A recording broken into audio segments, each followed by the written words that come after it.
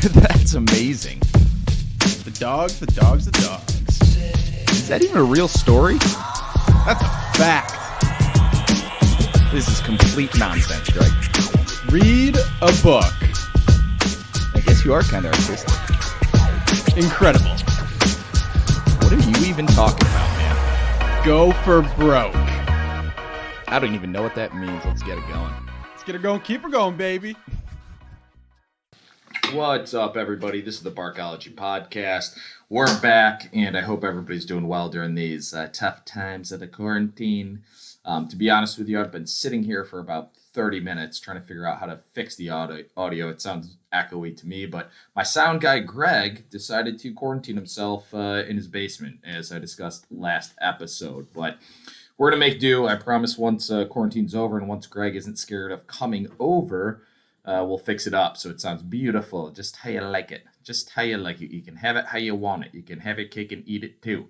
But thanks again for joining Barkology Podcast. Follow us everywhere you listen to podcasts. Instagram, Facebook, Twitter, Barkology Podcast. Twitter's Barkology Pod.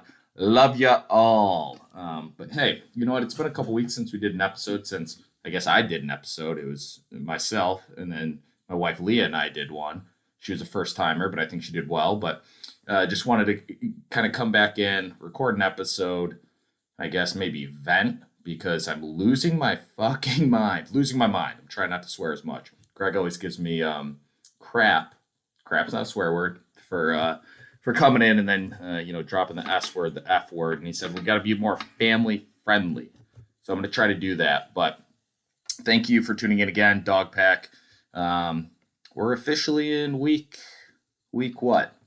I guess depending on where you are, it could be week 6, 7. I have no idea. I literally have no idea. I don't even know what day it is. It's Tuesday. It's Tuesday now, but it could be any day of the week for all I care, because I am literally going crazy.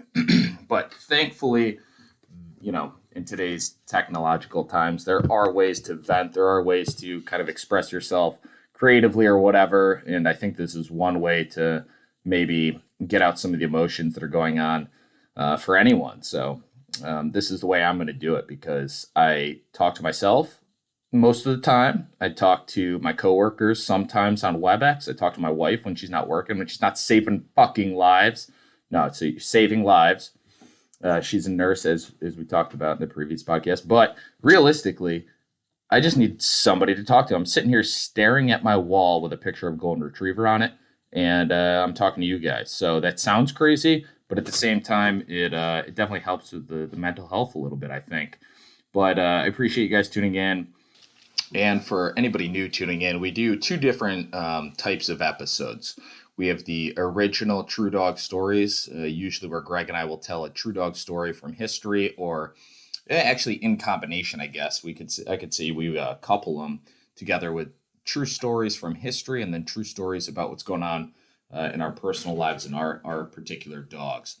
But today's going to be a dog news segment. So that basically means that I've already done a little bit of research, but I looked up a few different stories that I thought were interesting around the world, around the country, and I talk about those. And I hope for most of you that it's informative to some degree, but if not, at least a little bit entertaining. These are a little bit shorter, so I'll get right into it. And as usual, before we get into the meat of the episode, I'm just going to vent a little bit, as I said before. Before we get going, we're still looking for guests. I've lined up a few. I know a lot of people are somewhat reluctant to do Skype podcasts and things like that, just because the sound quality isn't great, even though it's not great right now. But we have some people lined up. We're going to do those. But if you are interested, feel free to reach out at barkologypodcast@gmail.com or the Instagram page, the Facebook page, whatever you want to do. But in my personal life, I'm still working from home. Good news is that in the state of New York, if you don't live in Buffalo or the capital region, which would be Albany, or downstate New York, and obviously the city, it looks like they might be relieving and uplifting or eliminating some of the particular social distancing requirements moving forward. I'm not sure what that means exactly. Saw Governor Cuomo on the telly earlier this week. But it looks like May 15th they might actually start letting us go outside a little bit more. Not that I've been doing that already. I think I mentioned in the last episode, we're doing a lot of rollerblading, a lot of biking, a lot of front yard beers to, continue to maintain relationships with our family and friends, next door neighbors, whoever's walking by that isn't terrified of talking within 15 feet of you, because some people still have an absolutely ridiculous understanding of how this disease could potentially be transmitted. But either way, we're getting close. I'm just ready to get back to work. I'm sure many of you are on the same page as I am, but Zoom calls, doing all this stuff where you have no actual connection with the people you're talking with. You're just sitting there trying to talk over each other. The sound is canceling out when you're talking at the same time. It just becomes stupid at times. So I'm excited to, get back into the real world, because work for me, I have ADHD out the yin yang, I guess. But for me, it's very tough to sit at home.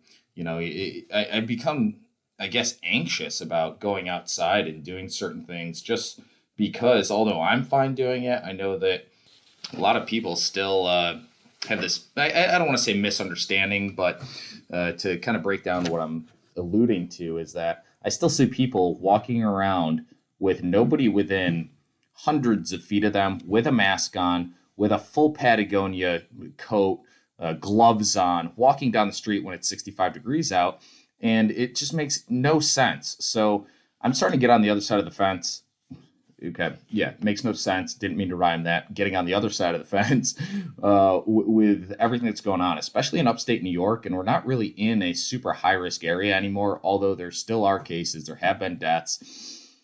And being 30 years old and being in relatively good shape, I would say, I just don't see myself at risk, and I'm not putting others in risk. So I need to get outside, make myself happy, make my wife happy, and start to really enjoy the fact that the weather's turning around. I mean, I think that's kind of the first step. But either way, didn't want to talk about Corona too much. I do know that up in Rochester, where I live, things are turning around. And just kind of a PSA, University of Rochester and Rochester General need adults for experimental vaccines.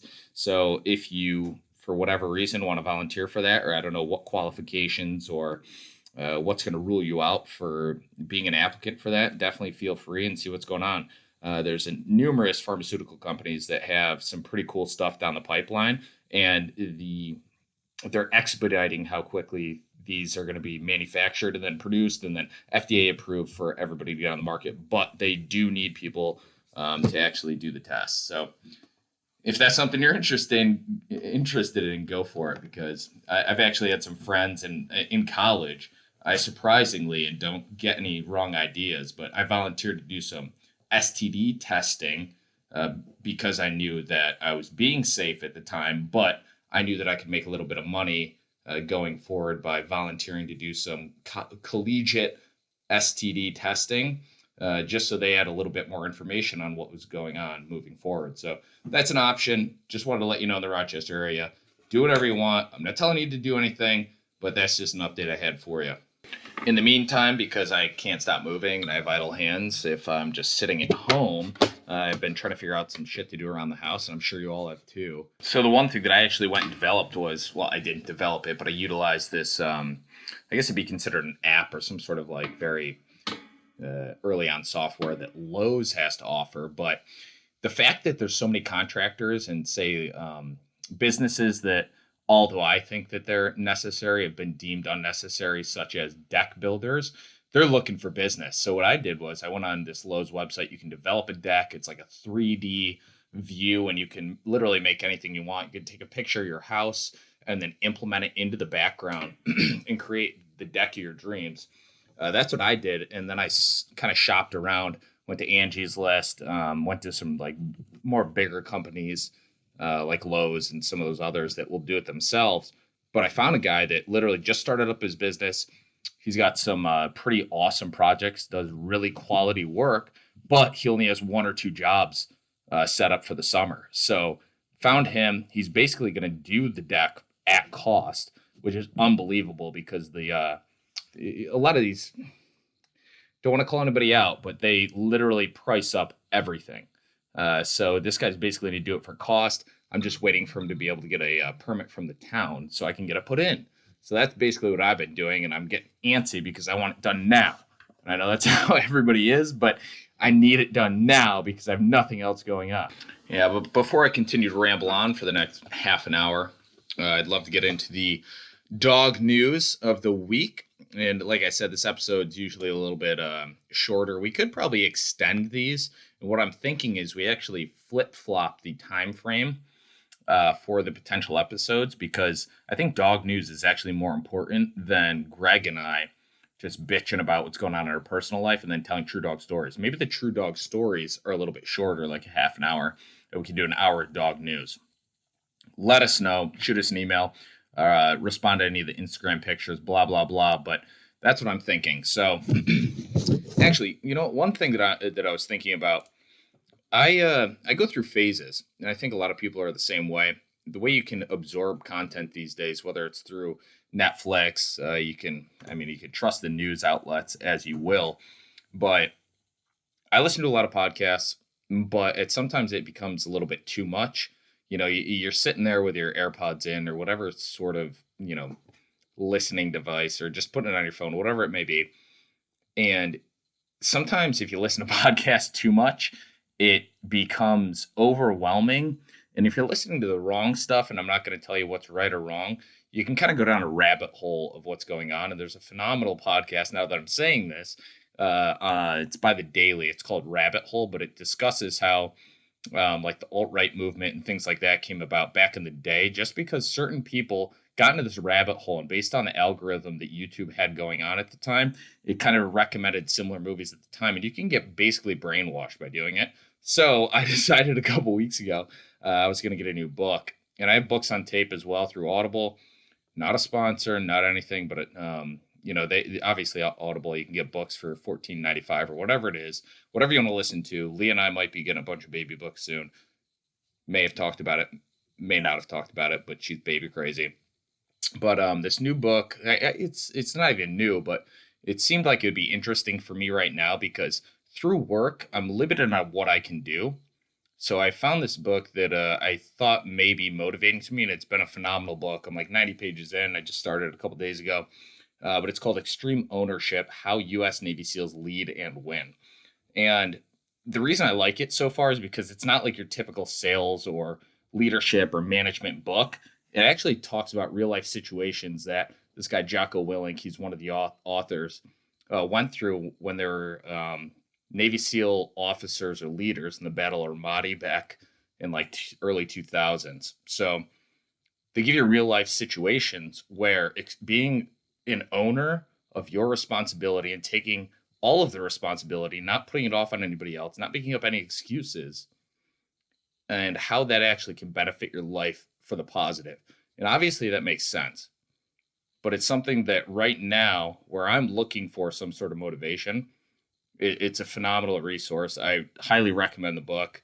It's interesting too. It kind of breaks down the chapters into 3 parts. You have your baseline story of how it applies, or their actual background when they're in Ramadi, which is in Iraq back in the day. It's not Baghdad, but it's the second largest city, I think. And that's where a lot of the battles are going down. But it does break down the chapters into 3 parts. It's like the life application, business application, and then the real world application that they lived while they were in the Battle of Ramadi. Moving forward. So it's a very cool book, probably more male directed, but at the same time, I think if you look at it from an overarching perspective, that 30,000 foot perspective, it's going to actually be beneficial for anybody that, like me, might be sitting at home trying to get motivated when we're here petting our dogs, walking our dogs in and out of the house. If you're in New York, the weather's all over the fucking place, all over the frickin' place, Greg. But it's 41 day, it's 60 the other day, the next day it's 30, it's back up to 60. It makes no fucking sense, but could be beneficial. And sorry about that. Leah's calling me. She's out of work. She wants dinner. So I'm going to tell you guys the news of the week, and then I got to go make dinner. All right. And I'm doing shrimp skewers with some onion. It's Cajun shrimp. And then on the other skewer, oh my God, skewers. I'm putting chicken, just an Italian dressing, red pepper, red onions, some red pepper, then some green pepper on those, throwing them on the grill, fucking cooking it up, and then having sweet potato fries. That's what I'm talking about. If you're not quarantining, if you're not doing food quarantining, if you're not taking the time to at least make a nice dinner, fuck you. Sorry, Greg. Frick you. Love all you guys. Love the dog pack. Great time. All right, so let's get into some of the news stories that I wanted to bring up today. And this is actually very, very... Actually, I'll get back to this. Because I'm done talking about the Rona. I don't give a fuck about the Rona virus. Oh my God. This is ridiculous. Actually, this is the one I wanted to talk about. So, I've had labs my entire life. I've had golden retrievers. I've had labs. I had a German Shepherd once. It bit me. We got rid of it. It was, I think, realistically, it wasn't a bad dog, but it was my mom with my brother, me, my two brothers, and we lived in a house with like 2 bedrooms. Okay. Grew up struggling. But we had this dog in there, and it grew up from maybe like age 12 weeks to 6 months. Perfect. Once it got to 6 months, we just physically couldn't exercise and mentally train this dog enough for it to be, content with what we were doing with it. And it was a great dog, but at the same time, it just had this unlimited energy bank, and it eventually ended up biting me, I think, because it was just frustrated. And you had an 8-year-old, a 9-year-old, and a 10-year-old, because my parents are crazy having kids that close together, one for college, but also just the fact that it's impossible to raise 3 boys within 8, 9, and 10 raising a dog. So got bit. But either way, had labs, had golden retrievers. But yesterday we were biking around, 2 days ago over the weekend, we were biking around. We were picking up some plants so we could plant the garden, trying to stay busy. Stopped over to a friend's house on the bikes. Obviously, we're social distancing appropriately. And I saw the cutest fucking corgi I've ever seen in my life. And I'm not a corgi fan. Their legs make no sense. I mean, how have you survived this long that your legs are 6 inches long and your body is fat and stumpy? I think it might be some of the cutest dogs around, but either way, that's where I'm at. So this article is about labs are still America's favorite dog. Damn straight they are, because they love everybody, and that's what I have, so you better get on the train. But corgis have wiggled into the top 10. So for the 29th year in a row, the Labrador Retriever has kept its title as America's top dog, but the Pembroke Welsh Corgi, stupid name as well, with its stubby legs, adorable smile, and even cuter butt, oh yeah, they do have fat asses, has jumped into the top 10 of America's most popular pure breeds for the first time. That's according to the American Kennel Club's rankings of the most popular dog breeds of 2019. Oh, we're in 19? I guess they haven't come out 20 yet because everybody's been at home fucking jerking off. Sorry, Greg. But realistically, there hasn't been much going on in 2020 except for canceling sports and everybody being quarantined. That's according to the American Kennel Club's rankings of the most popular dog breeds 2019, released. So this was actually released last Friday, so I guess it's pretty relevant. The list based on the 1.4 million puppies registered to the AKC last year ranks the 193 breeds that the AKC recognizes. So that means no golden doodles, multi-poos, or other mixed breeds, which make up more than half of the pet dogs in the United States, according to the 2011 National Mutt Census. So these are all just purebred boss-ass dogs. Somehow the corgi made its way in. I don't know how it's still alive. If we're 300 years ago, it'd probably be wolves and bears and whatever eating the shit out of these corgis. They probably didn't even exist. Maybe in France. Who fucking knows? Who freaking knows? The rest of AKC's top 10 includes German Shepherds, Golden Retrievers, French Bulldogs. French Bulldogs are cute as fuck. Same thing, though. Cute as frick. Similar to corgis. I mean, realistically, in an apex society, not going to survive. Bulldogs, poodles, beagles, Rottweilers, and German short-haired pointers. German short-haired pointers, one of my favorite dogs. I don't think I could train them properly because they have such high energy and they need to be trained all the time. Great hunting dogs. The least popular breed, coming in at number 193, is the English Foxhound. Don't even know what that looks like, but I'm going to continue. Brandy Hunter, the AKC's vice president of public relations and communications, said she wasn't surprised that Labs once again came in at number 1. Labs are an all-around dog. It really doesn't matter what kind of lifestyle you have, in quotes, Hunter told CNN. They're great for families and families that have kids, but also if you have a really active lifestyle and like to hike, because they'll just hang out right next to you. Similar to my dogs, they just chill. Well, one of my dogs does, one doesn't. They have a lot of functions, even outside the home, so I think that's the reason they stay pretty popular, of course, and they don't bite people, and they're not tiny like corgis. Corgis taking 10th place was surprising, Hunter said, but their increased popularity on social media and even TV appearances could have an effect on that, she said. I would say, yeah, in today's age, it's hard to take a selfie with a fucking 75, 85, 95-pound retriever. If it's 95, it's probably pretty overweight.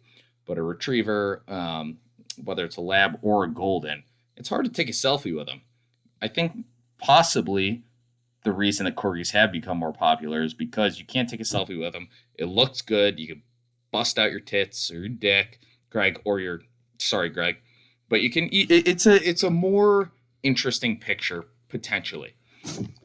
In quotes again, I think they got a lot of exposure from pop culture, especially on social media. There's a lot of accounts that are dedicated to corgis, so people just taking pictures of corgis.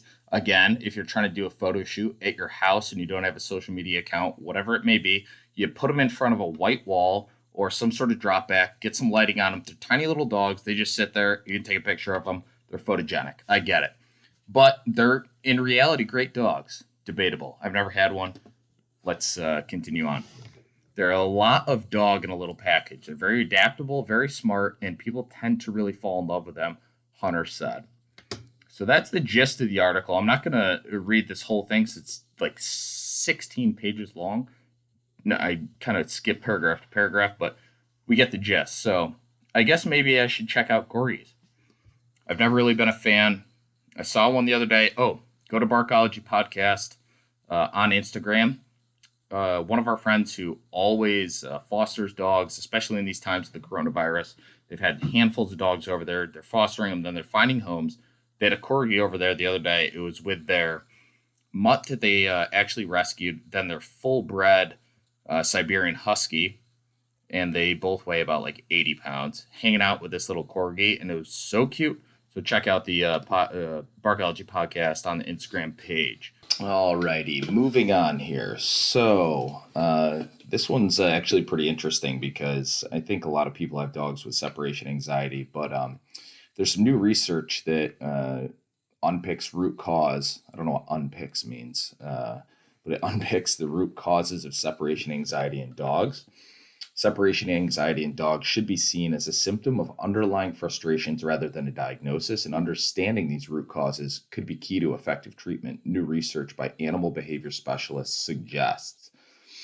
So, animal behavior researchers have now identified 4 key forms of separation anxiety and suggest that animal behaviorists should consider these underlying reasons as the issue that needs to be treating and not view separation anxiety as a diagnosis. The team, led by scientists from the University of Lincoln, UK, so over in England, identified 4 main forms of distress for dogs when separated from their owners. These include a focus on getting away from something in the house, wanting to get something outside, reacting to external noises or events, and a form of boredom. More than 2,700 dogs were represented, and over 100 breeds were included in the study.